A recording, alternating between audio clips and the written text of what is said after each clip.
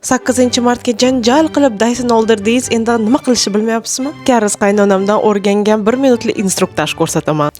Limonon oysini aytmoqman. Men bu nasatkani aylantirganda bu yoqdan chiqqan havo bilan chiqib turgan sochimni tekislayman deb o'ylagan bo'lsangiz, adashasiz. Vashi bir tiyinga qimmat. Men bu nasatka bilan sochimni tekislayman desangiz, umuman ishlamaydi, lekin taroq bilan soch ildizlarini tepaga qarab tarab ob'yom bersa bo'ladi. Quritganda tepaga ko'tarib tarang. Bunda esa xo'p cho'lqa qilsa bo'ladi. Eng asosiysi esa shu. Silindr ishlatish uchun soch почти qurgan bo'lishi kerak. Termozashita esdan chiqmasin. Soch olaman. Uchini yoniga silindrni olib boraman, o'zi so'rib oladi. Muhim joyi soch silindrga yopishib tursin.